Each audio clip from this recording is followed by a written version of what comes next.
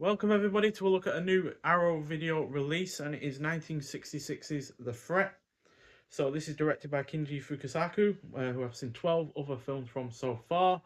Recent releases that we've seen from him have been the likes of Wolves, Pigs and Men, Sympathy for the Underdog, and Message from Space. The first and last of those have been released by Eureka, and the second of those has been released by Radiance Films. So his filmography has been spread amongst several different boutique labels.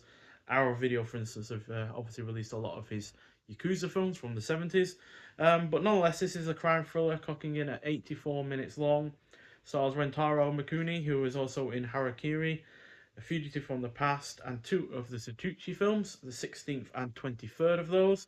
And it also stars Masumi Hirakawa, who was in the likes of two other Satucci films, the 15th and the 24th. And yeah, this is about Mr. Misawa, who appears to lead a charmed life, the very model of Japan's post-war economic miracle. His position as the account manager of a prestigious advertising agency is enough to pay the mortgage on the spacious, modern house he shares with his family, kitted out with all the latest mod cons. Then, one day, the fragility of his existence is revealed when two violent jailbreakers turn up on his doorstep seeking refuge and threatening to embroil Misawa in their kidnap and ransom of a baby. So I get the feeling that this might well not be as highly regarded as the Yakuza efforts from the director, but despite that, I found this to be a taut, well-paced and engrossing effort throughout.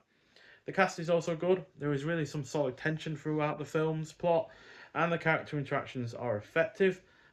Best of all, though, with this release is, or this film even, is the cinematography and editing, which both really rather aid the tension beautifully, as at the right moments they get chaotic, which is something that is gradually introduced as our lead character has his life torn apart by these two criminals who are obviously forcing him to do something he would never normally do in his own right.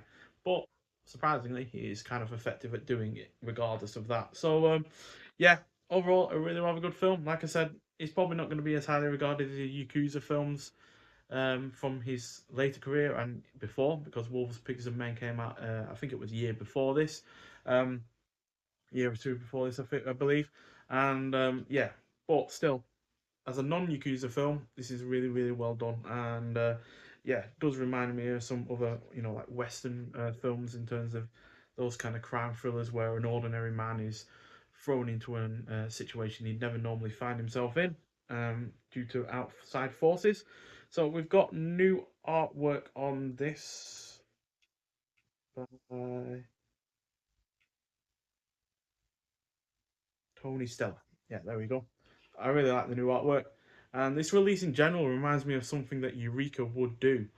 I'm surprised they haven't picked this film up, but they seem to have recently focused on, either Yakuza films from Fukasaku or his sci-fi effort, Message from Space. So, yeah, but still, really like the new artwork on that, which is also on the sleeve of the Blu-ray itself, as you can see, and it follows through onto the disc as well.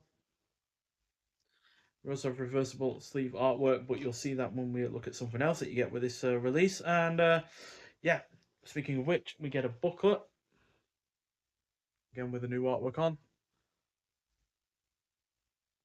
And inside, you get your cast and your crew, and then we get Compromise and Complicity, The Costs of the Salaryman Dream by Haley Scanlon, and then about the transfer itself. So, alongside the write up, you've got shots from the film as well, as per usual with a release like this. And then about the transfer, the Threat is presented in its original 2:35:1 aspect ratio with uncompressed PCM mono audio. The high definition master was provided by Toei Company Limited. Additional mastering work was completed by the Engine House Media Services in London. So some extra work has gone into this, and it does look really rather good with its black and white cinematography. The sound is perfectly good as well. There's no hissing or peaking or anything like that to speak of. And we also get a double-sided poster with this release as well. It's not the thickest of paper or the most high quality, but it still is nice little extra to get. You can tell it's not particularly high quality because it's quite thin. You can see through it, for instance. But we do get the new artwork with, just get it the right way around. And we do get the new artwork with this as well. But we also get what I believe is the original artwork on the reverse. which is yeah, nicely done. Like I said, not on the thickest or the most high quality of paper, but then again, this was not the most expensive release going. In fact, I can not really fold it back up properly. Uh, I'll leave that for now. But then on the actual disc itself, we've got a optional newly translated English subtitles, brand new audio commentary by Japanese film expert Tom Mez, warning, warning, danger, danger, a brand new 20-minute video appreciation by critic and Japanese film specialist Mark Schilling. We also get the original theatrical trailer, image gallery, and the new artwork that we've already shown off. So yeah, on the whole, a fairly good film. 4 out of 5 from me. It's just nice to have something that's a little bit more stripped back, a little bit more basic, not relying on a lot of violence as well. So the only real violence is towards the end, and yeah, that just makes it that little bit more satisfying. But on the whole, yeah, just not a highly complex film, but one that is still ultimately really, really well done. So 4 out of 5 from me. I know there haven't been that many ratings on the likes of Letterboxd, for instance, so there's no average on there for you to go off of. But I would say try it out, especially if you are into other films from the director.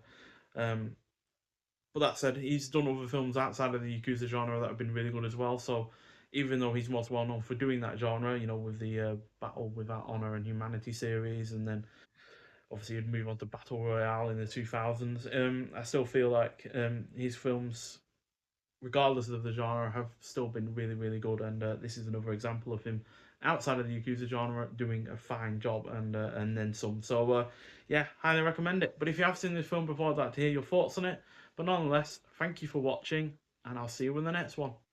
Bye.